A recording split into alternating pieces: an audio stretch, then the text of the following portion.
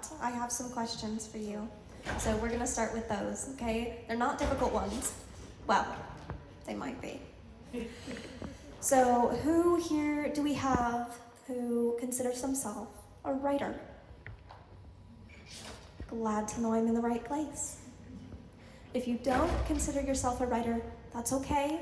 You don't have to put labels on yourself. I'm just glad you're here. Genres. Do we have anybody writing fantasy? Wonderful, that's what I thought. What about sci-fi? Hooray. Okay, horror?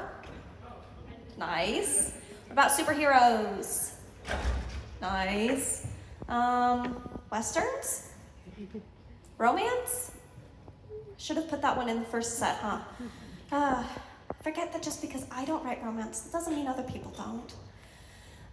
What other major genres am I missing? Oh, I didn't say steampunk. Okay.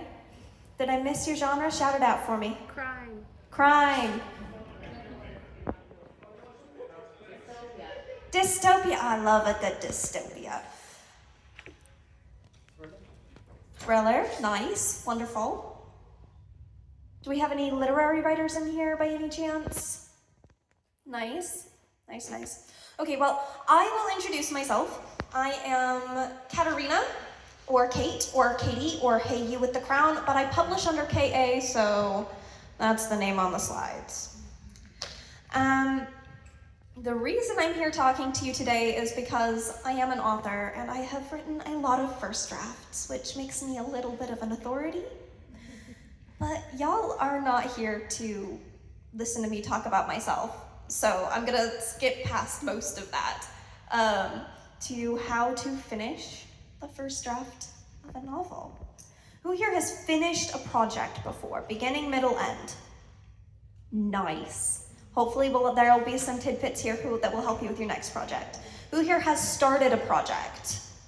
That's what I was expecting. Wonderful. Okay, so we are going to go over two major things today.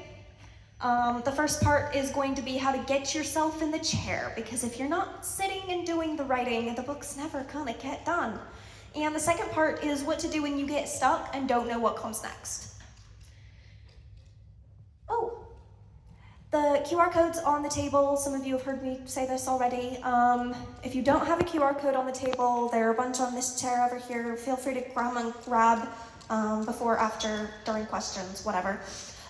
Those have a PDF of notes, just kind of the highlights from this presentation, so that if you want to have eyes up here instead of writing, that works better for some people, doesn't work as well for others, whatever works for you. There's also a copy of this presentation and the ebook version of what I'm gonna say now. Of course, it's gonna be a little bit different because I'm not standing in front of you in the ebook, but hopefully between all of that, you'll have all of the tools you need to succeed.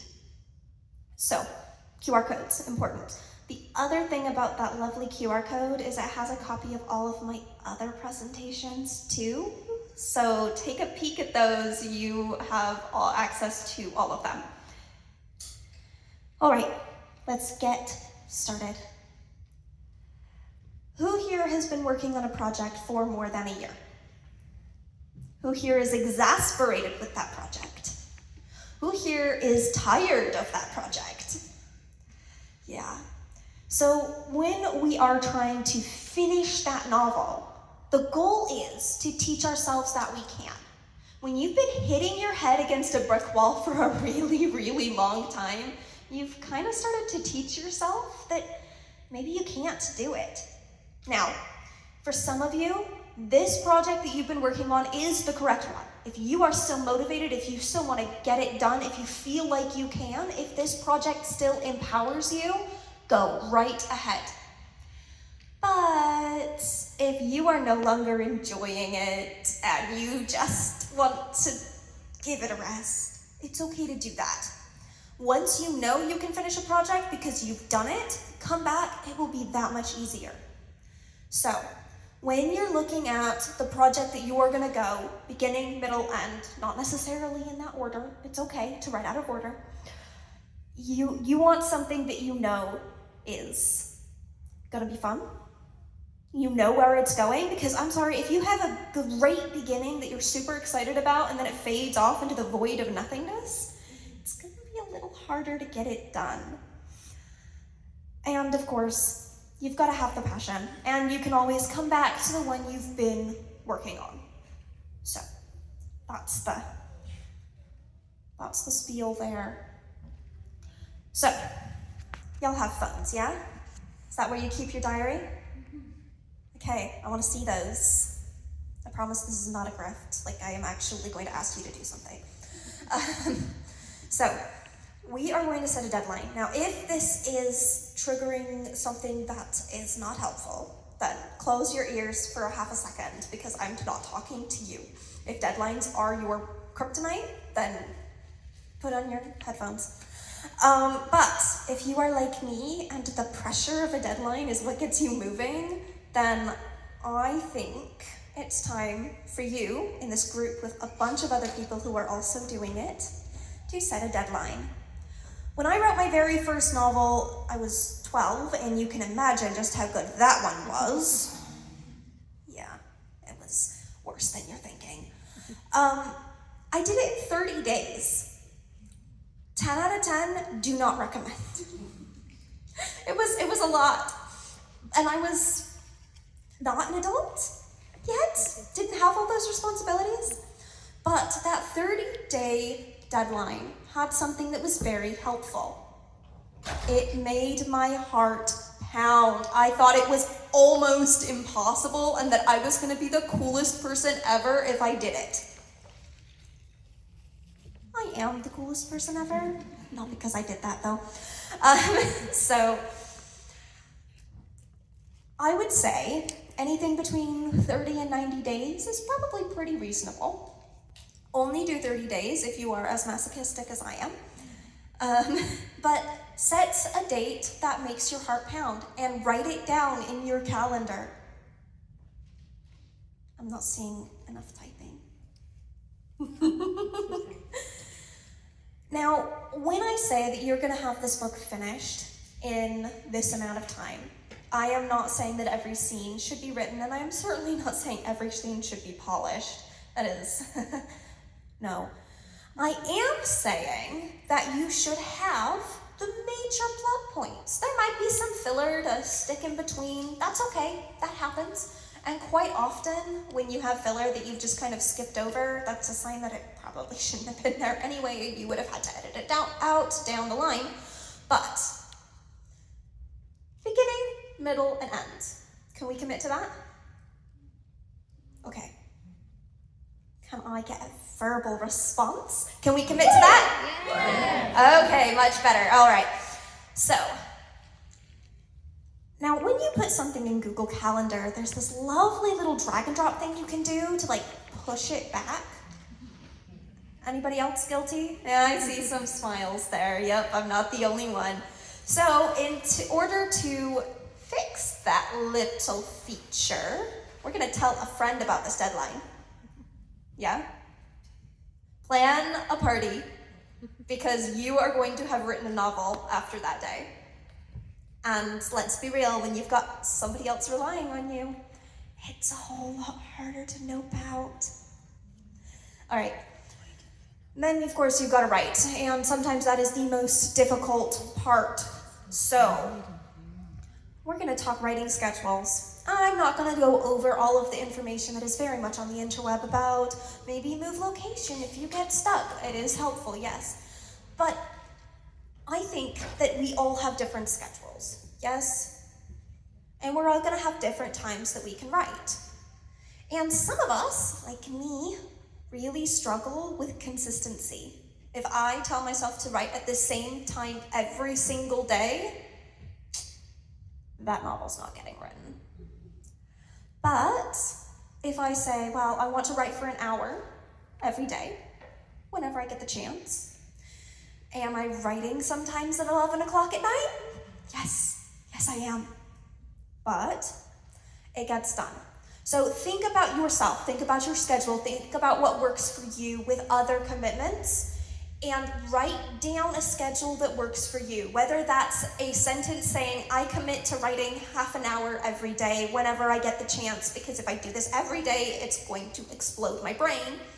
Or if that's you saying, as soon as the kids get on the bus, I'm going to write for 5 minutes, and that is all the time I have in my day, but those 5 minutes are for writing, darn it. Either works, okay? So, the important part is commitment. Do we all commit? Yeah. Let's try that again. Do we all commit? Yes. Much better. I will get you louder than that by the time we're done with this presentation. I hope you know that. You're not leaving here with intact vocal cords. All right. So, who here has looked at their calendar or their diary and looked and realized that they really, really, really don't want to do this?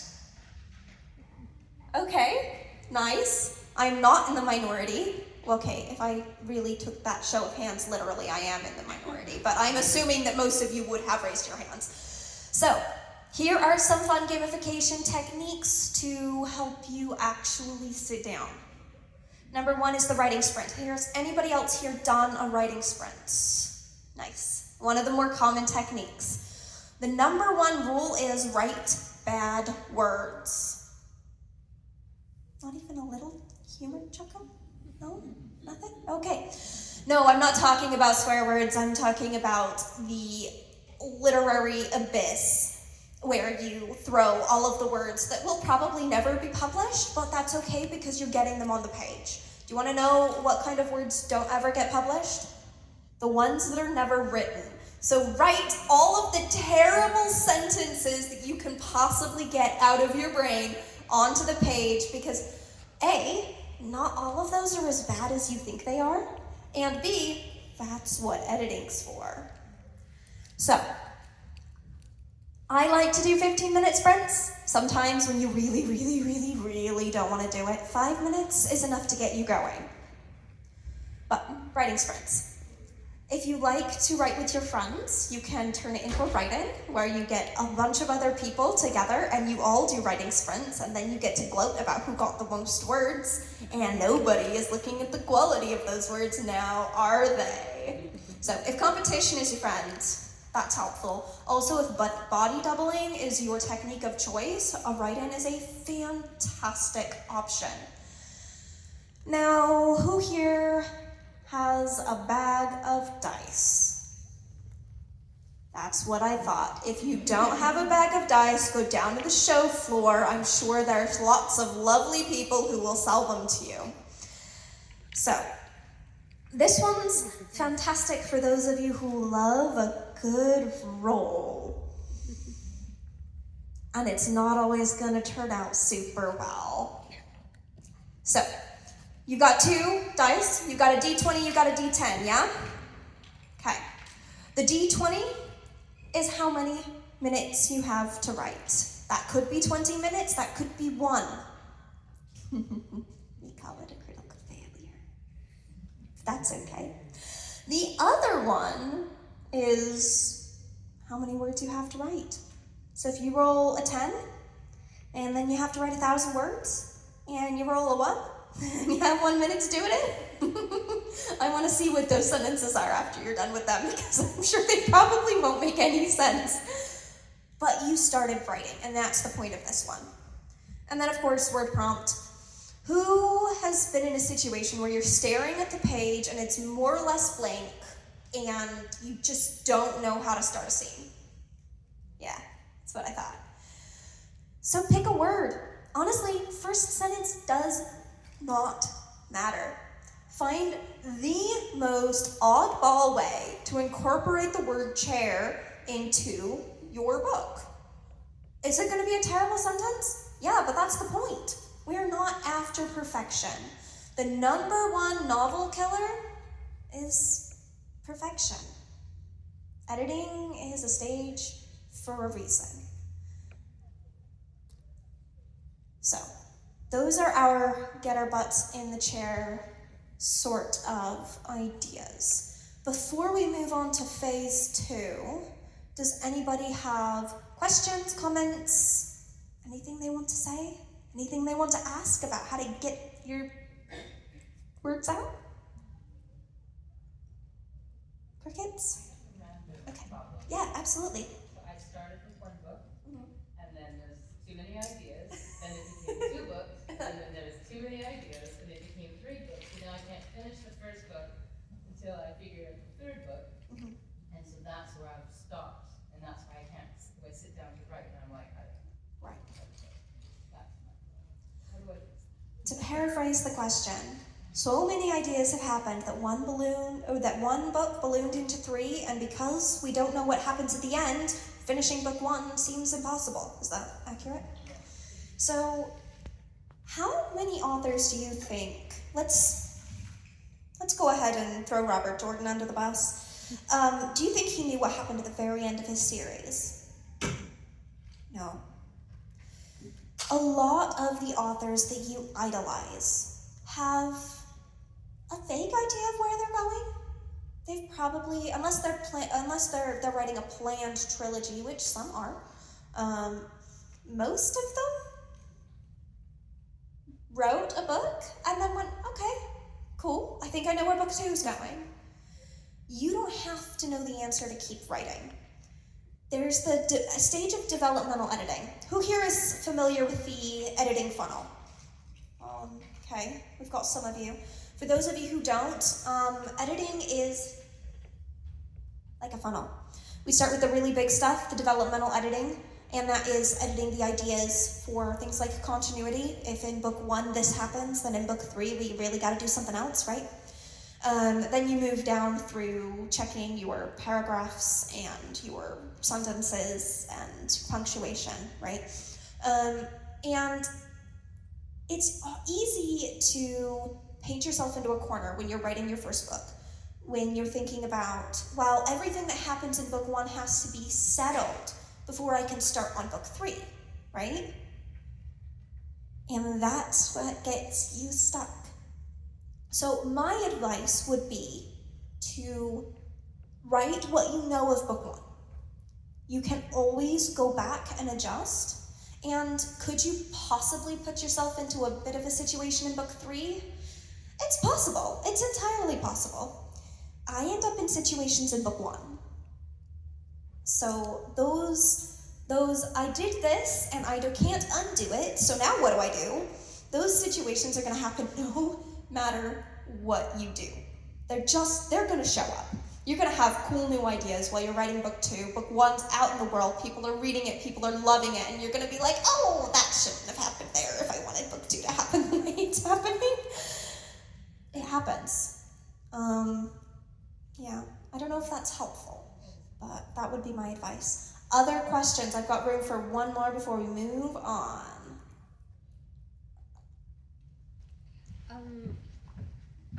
I have a weird thing where I get excited about an idea, and usually the exciting bit is somewhere in the middle. So if it's a romance novel, it'll be like the part where they're really arguing or kissing or something. But I'm also such a pantser that I feel like I have to take the story from the beginning in order for that emotional development to actually appear. Otherwise, I just don't know who the characters are in that middle scene I really want to write. Do you have any advice for that? So you are a writer after my own heart. The question was, I'm really excited for a spot in the middle, but I don't feel like I can write that right off. I feel like I need to figure out what happens first and write through that to understand the characters before I can write the middle scene. Is that right? Yeah. Okay. So that's very much how I write as well. I have an idea for a wonderful scene that I'm so excited about. And personally, I find a song that really encapsulates what I'm thinking about with that scene, and I kind of link those ideas to that song. And then I go and I write the first half. And then I go and listen to that song, and that helps put me back in that same space that I was in when I was really, really excited about that scene. And sometimes I've found that that scene has changed. But 9 times out of 10, if I've written the first half of the book and I've gotten to the scene that was really exciting and it's changed from what it was initially, it's actually far better. So I wish I had 100% solid answer, but that's what I do. That's very helpful, thank you. All right. Now, I'm going to preface this next part with, you have access to the ebook, you have access to the notes, This is going to be a massive amount of information. Do not feel like you have to capture every little tiny bit of this right now. It's gonna be a lot. You'll get through it. And it might even be helpful. So, we're gonna start with the outline, then we're gonna move to the beat sheet and the theme, and then we're gonna finish off with some warnings, okay? Who here has decided that they really do want to finish writing the book that they've started? That is their heart project, that is what's happening. Okay, wonderful. Somehow I thought that would be the case. So, the number one trap you can get into, if you have put a book down and stopped writing it because you're frustrated and now you're coming back to it and you don't really remember what exactly is in each scene, yeah? Not the only one who does this? Cool. So, if you're in that situation, if it's been a couple of months since you've written the first couple of chapters, first half of the book, don't go back and reread it. It's a trap. It's not good. Because you're going to fall into that lovely, oh, well, I need to fix this. Oh, well, I need to fix that. Oh, this sentence is terrible. What was I thinking about doing that with that character? That is not the way it should. And suddenly you're 3 months away from what you were supposed to be doing and you haven't written a single new scene. And now you feel frustrated again and you set it down. Is this feeling familiar? Yeah, okay. So, don't read what you've written. You can do that when it's time to edit. There is plenty of room at the top of that funnel to go through and do that reading. Instead, go ahead and scan through it. Scan the beginning, scan the end. Was there a question? Okay. Scan the beginning, scan the end, figure out where they are, figure out what's happened, but don't let yourself get eaten. Write a quick summary about what's happened. This is your situation as it is. This is your sit rep, right? So write a quick sit rep so that you know this is what's happened. Then write a couple of sentences about where you think it's going. So when you get lost, you have that light at the end of the tunnel. Who here likes writing outlines?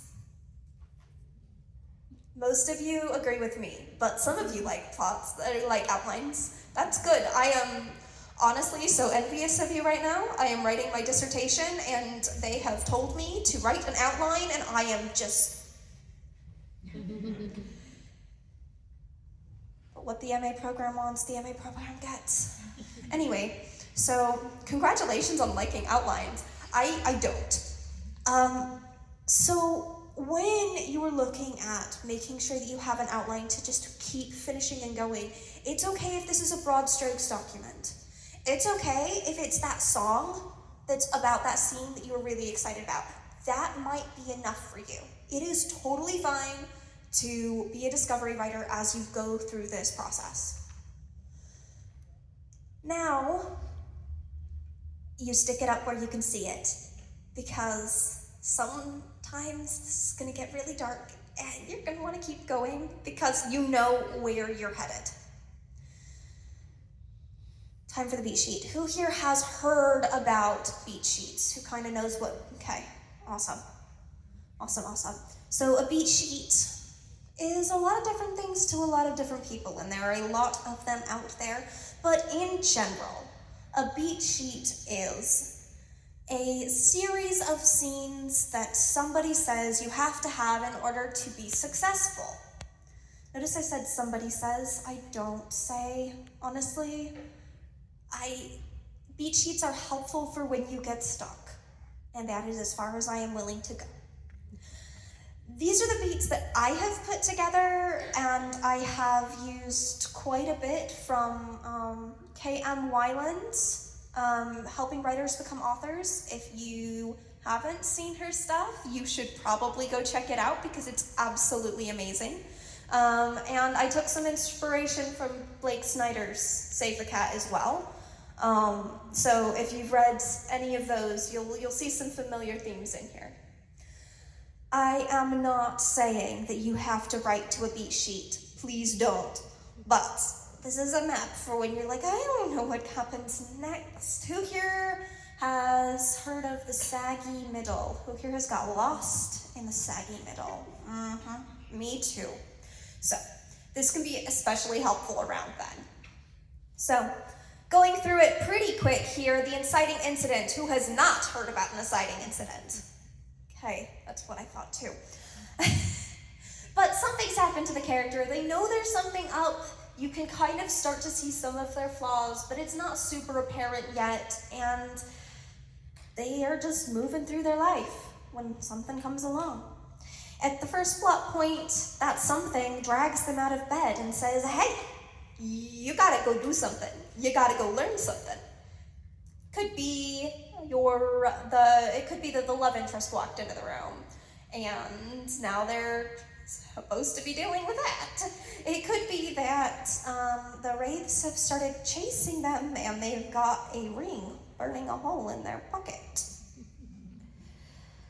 But you've got the call to adventure. You've got the call knows where you live and will drag you out the door whether you want to go or not.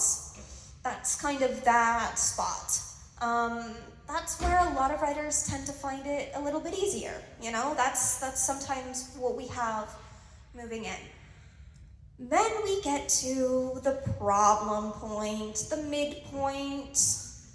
Who thinks that the midpoint is a really big plot moment? This is where something happens, and that is the point of this.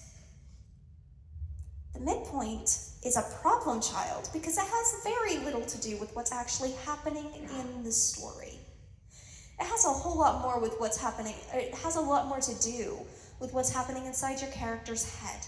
And that's what's driving the plot. That's what's making it difficult for you to write. Because if you are thinking about, oh, this has to happen next, it's gonna be harder to write because you've gone through all of the emotional reactions from being yanked out of bed and shoved onto an adventure. You've done that.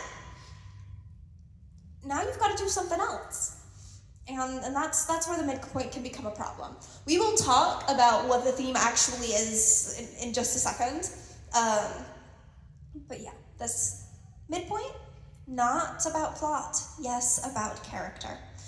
Third plot point. You've had a character who's been pushing a big rock up a hill. And that rock has threatened to crush them a couple of different times.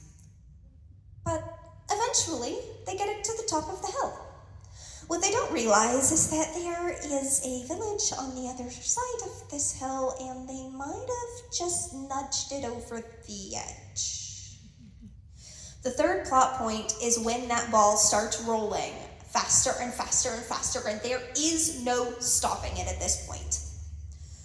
When you are looking to write your third plot point, you're going to want to keep in mind the dark night of the soul. This is not my terminology. I did not make I didn't make it up, I promise.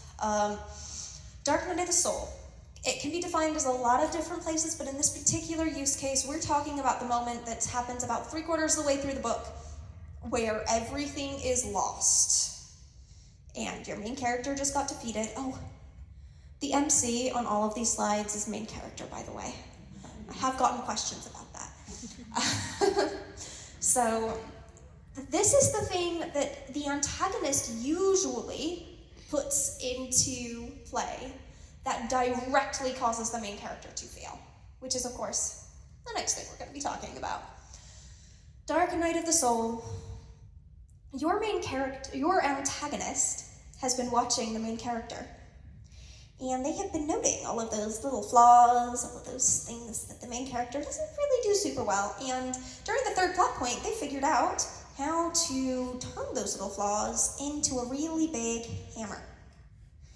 And now they're beating the main character with it. And by the Dark Night of the Soul, your main character has had enough. They are not happy anymore, and they want to go to bed. Unfortunately, the world is ending outside, so they can't. And during the Dark Night of the Soul, they figure out what they did wrong, and they fix it. We've all seen the Magical Girls transformation scenes, yeah? That's this, same thing. On a conceptual level, right? They figured out what they did wrong. They are transforming into their more magical, more powerful selves to go smash the bad guy. Climax, of course, is the battle scene where the main character, duly transformed, is whacking the antagonist with the hammer of the theme. And quite often, the struggle I see in climaxes is that the main character isn't the one who beats the bad guy. How do we feel about that? Yes? No? Yeah. If the main character has been the one driving this whole book, and then somebody else shows up and beats the bad guy. No. Not even if it's the best friend. Like, you would be shocked at how many times that happens. So I am just warning you here. Make the main character actually beat the bad guy. Please, please. And quite often, we have a moment where the antagonist gets the upper hand again. And the reader's sitting here thinking, oh no, it's happening again. We just got them out of the dark night of the soul, and now the antagonist is winning again. But the main character is now immune to that, and so they bounce back, and then they save the day. And then, of course, resolution. This is we have a very circular story structure. And the resolution is where we tie it back to the beginning. That doesn't necessarily mean that they have to go back to the Shire. It does mean that they need to show their new normal, right? Because they have changed. They're not the same person they were, and they're going to look at the world a little bit differently. And whether or not you get that right is quite often the last determining factor in whether or not somebody is going to read your book, the next book. So, no pressure. Resolution, I generally write mine like 5 or 6 times because getting it right on the first try is really hard. But we're focusing on the first draft here. So, get it down on paper. You can always fix it later. Theme. We've kind of talked about this. I've kind of brushed over it. This is the hammer that the antagonist is going to use to beat the main character. Unfortunately, this hammer came from the main character themselves. So, the main character spends the first half of the book building a hammer, and the antagonist gets their grubby little claws on it and then proceeds to beat the main character with it. It happens. Read any book. You'll see it. Once you see it, you can't unsee it. All right. So who here has felt like their book maybe is going off in like 6 different directions at the same time? Yep, it's very, very common. If you've got that problem, maybe take a second, take a step back, look at your theme. Anybody struggling to write the end of their book? Yeah. Theme is going to be your answer. I cannot tell you what happens at the end. Because honestly, what happens doesn't matter as much as you think it does. What the main character learns and how that is related to what's happened to them earlier in the book, that's where it gets important. All right, so I'm gonna check on time real quick. Oh, we're doing great. All right, so inciting incidents. Maybe the reader knows that the main character has a flaw, but honestly, they're living their best life, or their not so best life. They're living their own life. Life's more or less good. Maybe somebody's hinted that, hey, you've got this internal problem that maybe you ought to fix. Maybe you're pushing people away too much. Maybe you are really conceited. Whatever your main character's flaw is. And it doesn't necessarily have to be singular, but we're talking about the big one. First plot point, somebody actually comes out and says, hey, if you continue to be this conceited, you're gonna run into issues. And usually at that point, the main character goes, excuse me? And continues to walk on. And sometimes they think about it, and sometimes they just kind of shrug it off and keep moving. The midpoint, though, this is where they have to come face to face with their flaw. If their problem is that they are quite conceited, maybe somebody who really matters to them calls them on it, and they have to decide how to react because they can't just brush it off anymore. And sometimes they are like, oh no, I've been being conceited, I should really stop that. Or I was reading a book the other day where the main character really doesn't have any sense of self-worth, And the first half of the book goes through and everybody's saying, hey, like, you actually matter. You should probably start looking after yourself.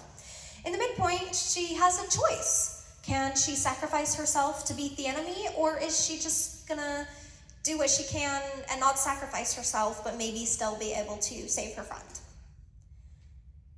And defying this would mean that the book ended prematurely because the main character wouldn't be there anymore, because instead of standing up for the fact that she has, rights to the world like anybody else, she maybe wouldn't have, but she embraces the fame and says, you know what? I do have worth, and I'm gonna try to beat this bad guy without sacrificing myself. Is anybody a fairy tale fan in here? Hooray. You know that scene where Gray is going to use Ice Shell on the Demon Island? Kind of like that. That actually brings up a really good point. Anime is fantastic at this structure. You see it not just in every episode, but also in every arc. So next time you're watching, just watch for it. Okay, third plot point, they continue to do stuff in relationship with the theme, but honestly, what the antagonist is doing to throw obstacles in their path is more important at this point. Dark Night of the Soul, this is theme central. Your main character is beaten because they thought they understood the theme, or maybe they thought the theme wasn't important, but turns out they did not know as much as they thought they did, and now they have to actually transform. Cue the Magical Girls music. Climax, we have newfound powers. We're gonna wham that bad guy into the ground, and then resolution. Maybe they have developed as much as they need to. Maybe they're good now. Maybe they go live a perfect life. Or maybe they find that they've got something else that they might need to work on. And you get a little bit of foreshadowing, and the series is going to continue. If that progression of, you're already nodding, you know I'm gonna bring up K.M. Weiland. If that progression is interesting to you, K.M. Weiland, Helping Writers Become Authors, has a brilliant series on archetypes and kind of how some of these flaws are interconnected. And if you're struggling to fully flesh out a character, I recommend a read because it is absolutely brilliant. By the way, she doesn't pay me, I just love her stuff that much. What was the name of it? Helping Writers Become Authors.com. Yeah. All right, are we ready to move on to warnings? Okay, awesome. So, remember what I said at the beginning when it's time for you to take the book out of the drawer and look at it, and definitely don't reread? I'm reiterating it because it's really important. Don't reread as you write.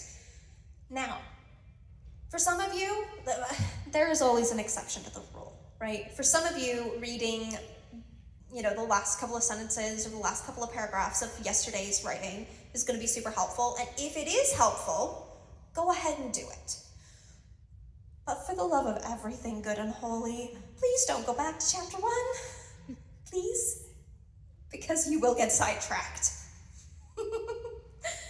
All right, judging what you write. Now this might sound a little odd, but that means for good or for bad. So sometimes you read a scene and you're like, oh, this is absolute crap, I'm gonna stop writing forever. And that's pretty obvious trap, right?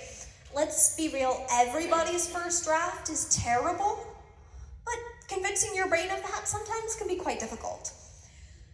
The more insidious one is when you read a scene and you're like, oh, it's absolute gold. It's wonderful. Hooray. I'm going to throw a party because New York Times bestseller list, here I come. And then you get back to it a couple of days later and you're like, oh, it's not as good as I thought it was.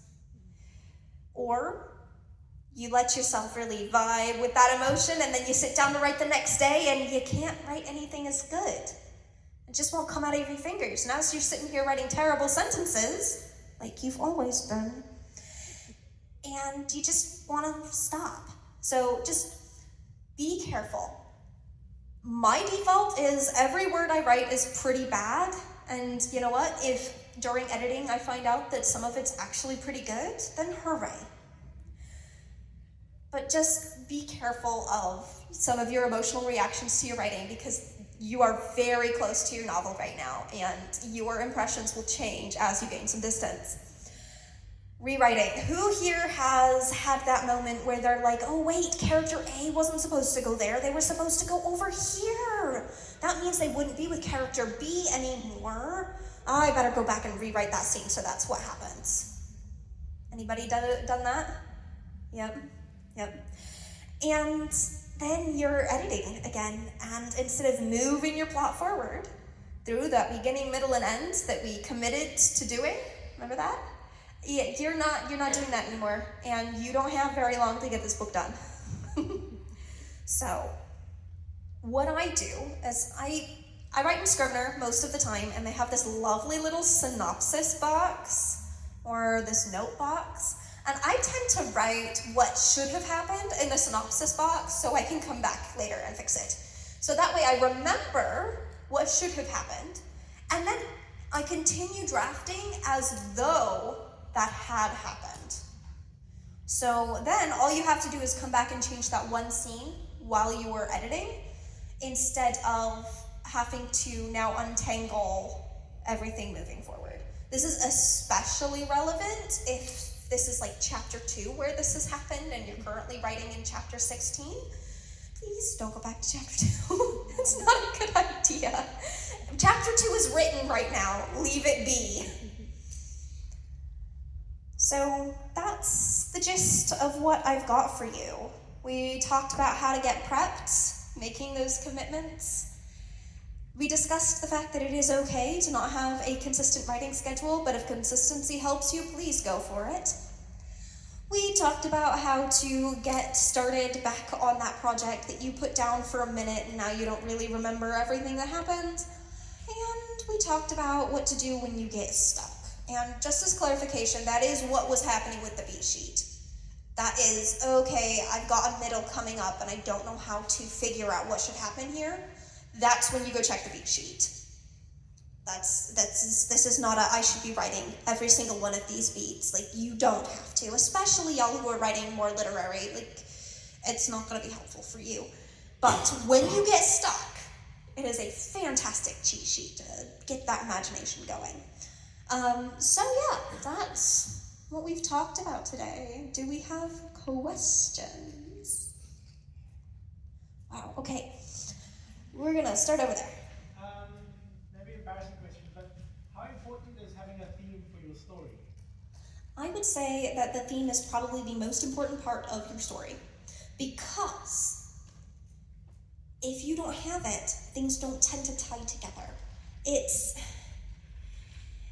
It doesn't have to be really blatant. We don't have to be talking about how poor people can absolutely be magic knights too in every single sentence. Yeah, you don't have to do that. But as you are moving through the story, it's really about character development. Now, some of you might be writing stories with flat character arcs instead, where maybe your character is not learning something intrinsic to themselves. Maybe they are learning about something else in the world, and maybe it's about them questioning some of their assumptions that they've made and possibly like this mystery, and like that serves the same purpose. But you have to have some level of character change within the story. And that might be completely circular, and you may come back to the exact same spot that they started, especially if you're writing something serial. That's what you're probably going to be doing. But there still needs to be some of that dynamicism in there. So in my case, there is a lot of character development, but I haven't thought deeply enough about what the theme of the story is. So I know what will happen in the story and how the character will change, but I don't know how to summarize that into a theme. That is a very, very common thing. Honestly, until I started, I'm a developmental editor, y'all. I didn't say that in my intro, but that's my day job. I'm not taking clients on right now, which is why I didn't mention it, but you'll see a lot of people who are like, well, I wrote this whole book, and 90% of it is all headed the same way. And it's those little twigs that are sticking out that are what the theme kind of pulls back into that rope, right?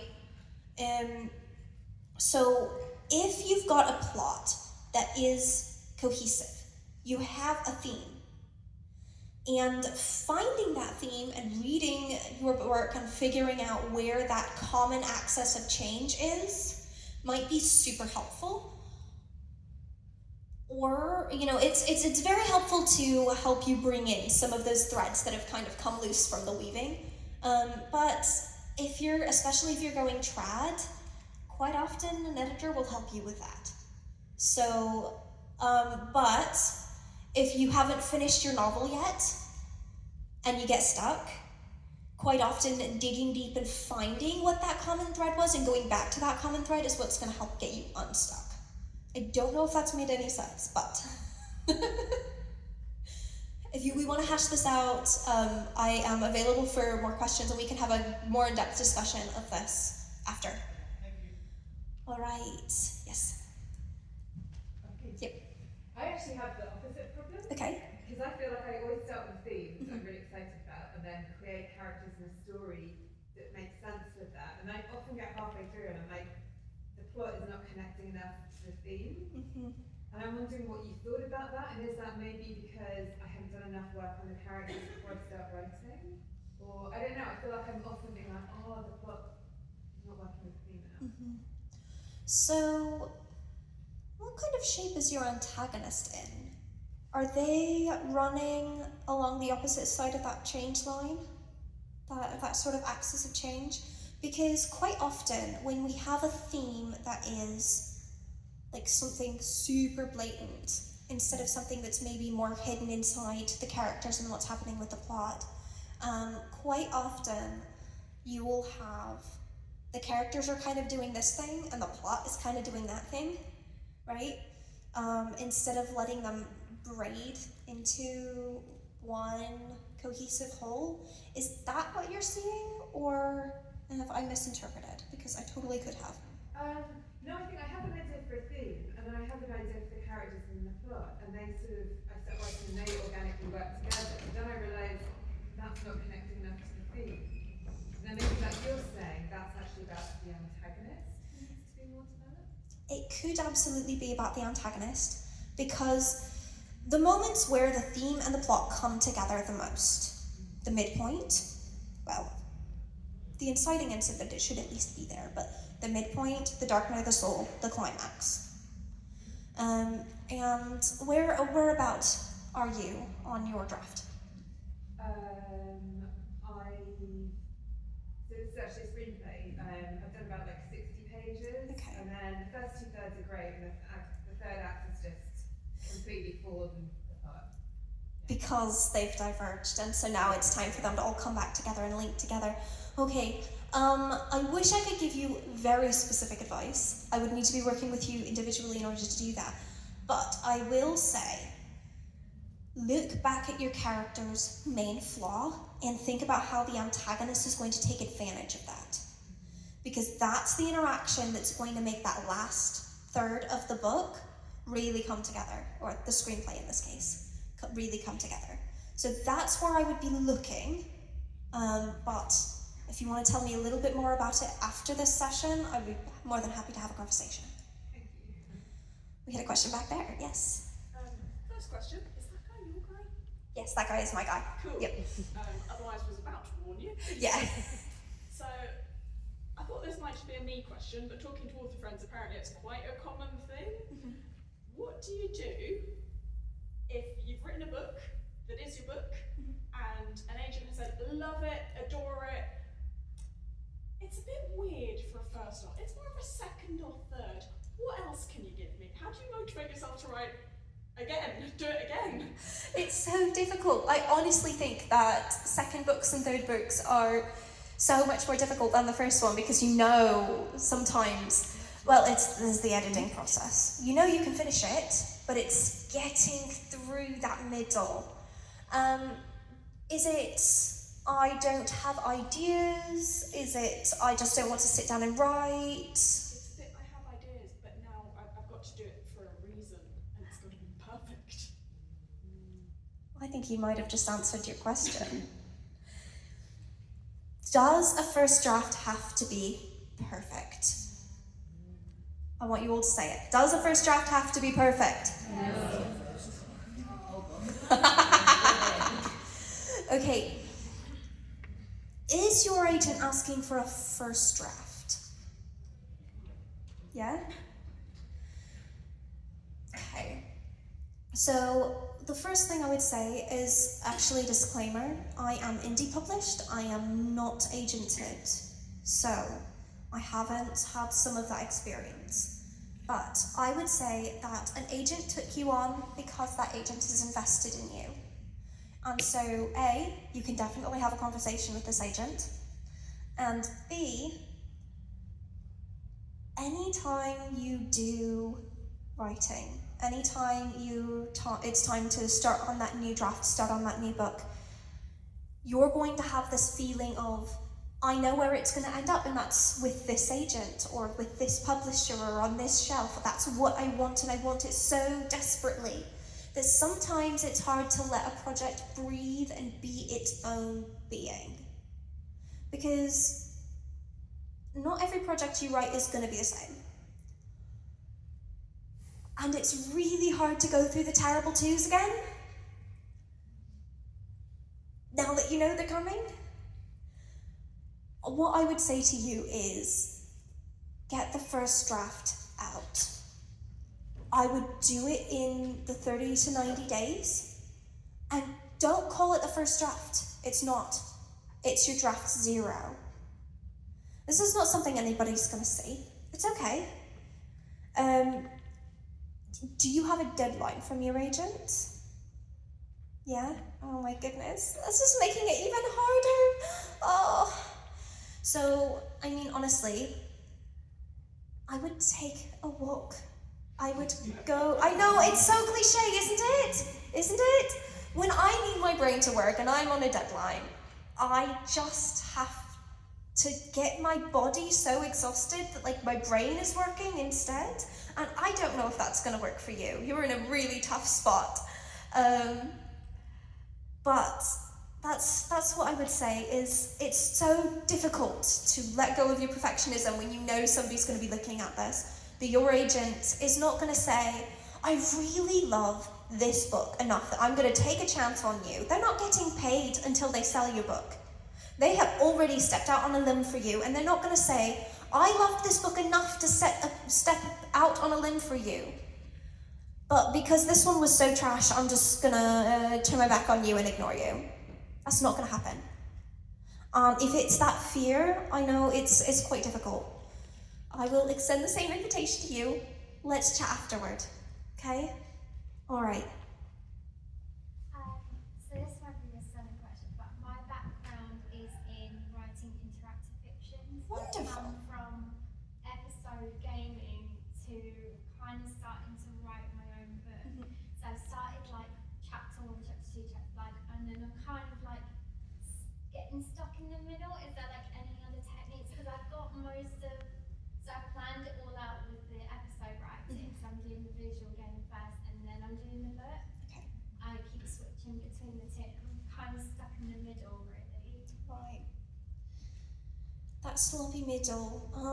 So there are two kind of approaches that I tend to use. And we talked about the first one, which is take a step back, look at your beat sheet, figure out what needs to happen, and then step back into it and write. But I told you all that I started as a flying by the seat of your pants sort of writer. I'm a discovery writer, that's how I started.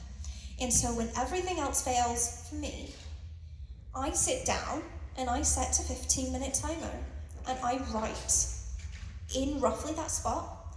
And usually the first several pages are absolutely terrible and gonna need a lot of editing work. But eventually I stumble around, it's like no lights, just eventually I will find something, and eventually you will.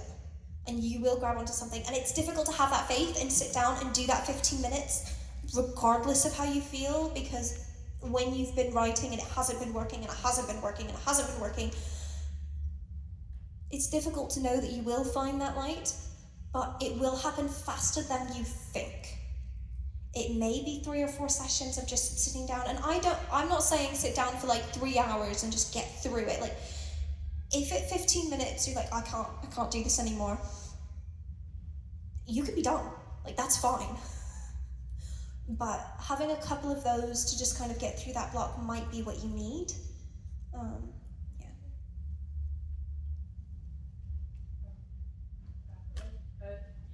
This might go beyond the remit of this session, but do you have any recommendations or resources on world building? To me, one of the things that's kind of stopping me from that I was stopping me from progressing is, like, I don't know whether I should keep my characters in this kind of microcosm world that I know very well, as in that I made up, or if I should make them go past that and into a wider world, in which case that's like a whole other challenge.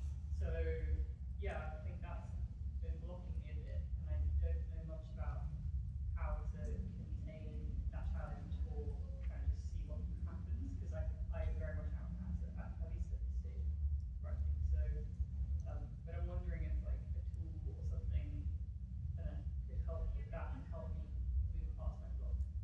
Yeah, so when I'm really struggling to expand my world building, I tend to just like Google world building aids, because I don't have a single one that helps. It's asking these questions and having these questions posed to me that kind of gets my juices going. I will say, if you are not sure if a character should stay someplace or go elsewhere, if you're bored, they should go elsewhere. And you can always rein it back in a bit later, but if they want to stay, they want to stay, and there's nothing you can do about it. These are characters, they do what they want. So, yeah. How am I doing on time? Okay, we've got 5 minutes. When you like start developing a character, what is your go-to method for that? Like, so when you first get to know people, what do you do that? So when I get to know a character, I tend to be a very visual person, and I kind of like to close my eyes and listen to some music, maybe some of the stuff that inspired me on this idea in the first place, and kind of just in my brain sit there for 15-20 minutes and just try to imagine how they would react in different situations and kind of what they would say either to me or to another character, and just kind of spend some of that time in an imaginative space with them. When I'm trying to build like their physicality, honestly, Pinterest is very helpful because my characters tend to be a bit chameleon-like. If I don't have a single visual something to anchor them to, they tend to have green eyes in one chapter and grey in the next. And no, that was not canonical. So when I'm trying to figure out kind of where their flaws are and really develop them into real people, I actually like to delve into sociology and psychology and kind of do some of that reading and kind of look at humankind, because books are mirroring reality, right? And so the more you can find out about how people act and how worlds actually function, how societies interact, how economies work, things like that, they tend to help you to see how one person would do some of that. If any of you are struggling with world building and then communicating your world building, on that QR code, if you don't have one, they're up here. I do have info dumping with style, how to world build without boring your readers. You should have all of the resources there for that one. All right. Random question. So I loved my main character at the beginning, and now I love everybody else but her. She's just floating along, having everything done to her, waiting for the moment that she actually becomes a better human, or pixie, or whatever she's going to be. But how do I fix that and fall back in love with my main character when all the rest of the characters are like badasses Amazing. So, working with a passive main character is quite difficult. When I was writing Shadow Heir, I kind of had this idea of a character who was very nice and really struggling with a power inside her that just wanted to do evil things, and she couldn't really control it. But then these two bad guys came out of nowhere and started doing things to her. And it sounds like you're in a very similar situation. So my solution there was to go back in every single scene and write out the GMCs. That's goals, motivations, and conflicts. So we've all heard a character should want something, even if it's a glass of water, right? But going back through and examining what they want, why they want it, and what is stopping them from getting it in every scene might help you see a pattern maybe that you're missing. And if she doesn't have those goals, then maybe looking at the chapters you've got to write here and giving her a goal and writing it out before you start the scene might help her to be a little bit more active and not just sitting there responding to everything. All right. It's time. I do have one little tiny thing to say. Who here needs somebody to read their work? Needs a beta reader, somebody to say, okay, I like this, don't like this, yeah? We all tend to need that. That's what the Scrindit Vendium link on your QR code is for. It is not up yet, it is coming, but if you want to know when it comes out, join that mailing list. You will probably not hear from me for a couple of weeks and possibly a couple of months. We've been running into some trouble on the back end, but you will get an email when it is ready. If you want more stuff like this in your inbox every month, that's what the other QR code is for. Running your writing community, not only will you get access to me on Discord, you will have a group of other writers who can maybe answer your questions too. So if you've been looking for a good way to build a community, I would look at those too. But yeah, thank you so much for being absolutely wonderful. I will be outside answering questions. Those of you who I said we should chat, hopefully you have time after. But yeah, thank you so much.